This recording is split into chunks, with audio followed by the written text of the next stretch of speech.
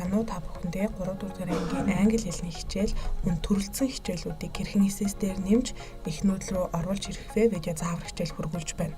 Юун түрүүнд менежүүд маань сургалтын хөтөлбөр цэсрүүгээ орно эсэс систем дээрээ. За үүнийхээ дараа бага боловсролын хөтөлбөрөө сонгоод хамгийн ард талд байрлах сургалтын төлөвлөгөөн дээр дарна. Хэрвээ сургалтын төлөвлөгөөн дээр дарахад уг мэдээлэл гарч ирж ивэл дээрх тоог нь устгаад хайх товчийг дарна. За эндээсээ энэ жилийнхаа хичээлийн он буюу 25-26 оны хичээлийн жилээ сонгоод тийм товчийг дарна. За ингээд дарсныхаа дараа сургалтын төлөвлөгөө рүүгээ дахин ороод 3 дугаар анги бол 3 дугаар ангиас сонгоно. Хэрвээ төрөлцсөн болон дахиж нэмэгдэж байгаа хөтөлбөр байх юм бол яг энэ дараалалаар ижилхэн нэмнэ гэдгийг анхаараарай. За 3 дугаар ангиас сонголоо. Заавал судалгаа сонгож судлах болгоод шүүх товчийг заавал дарна. За үүн дээрээ нэмэх товчийг дараад шинээр нэмэгдэж байгаа англи хэлний хичээл нь сонгож судлахаар орж ирж байгаа учраас сонгож судлах гэдгийг сонгоно. Хэрвээ та төрөлцсөн болон гүнзгийрлсэн өөр хөтөлбөр нэмж байгаа бол тухайн хөтөлбөр нь ороод ирэх ба төрөлцсөн бол төрөлцсөн гэдгээ сонгоод явах нь байна. Хичээл гэдэг дээр дарахад англи хэл 3 гэдээ ороод ирчихсэн байгаа. Хэрвээ орж ирээгүй сургуулиуд байх юм бол боловсролын ерөнхий газартаа хандаад өөрийнхөө сургууль дээр англи хэл 3-4-ийг сонгоноор нэмүүлээрэй. Нэмүүлээгүй учраас гарч ирэхгүй байгаа гэсэн үг шүү. Гараад ирсэн сургуулиуд маань англи хэл 3-аа сонгоод за багц цагийг нь оруулж өгөөд дүнгийн схемийг оруулж өгөөд хадгалах товчоо дарна.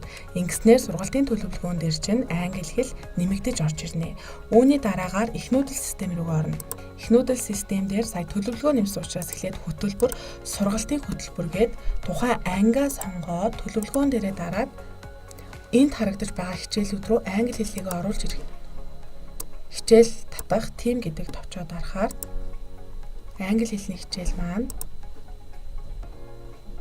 сонгон судлахаар ороод ирчихсэн байгаа.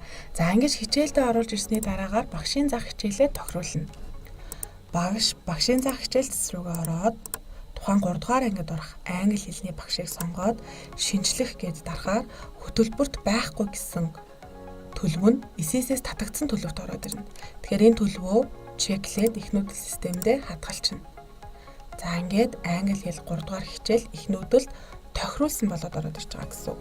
Тэгэхээр 4 дугаар ангийг нь ч гэсэндээ та эсэс дээрээ эхлээд төлөвлөгөөн дээрээ нэмээд их нүүдлийнхаа хөтөлбөрийн хичээл рүүгээ оруулаад үүний дараагаар багшид тохируулж өгнө гэсэн үг шүү. Ингээд анги удирдсан багшаас хичээлийн тохиргоог хийлээ гэхэд тухайн багшийн нэр маань уг хөтөлбөр дээрээ орж ирнэ. Багшийн ажлаа аз жаргалтайгаар хийцгээе.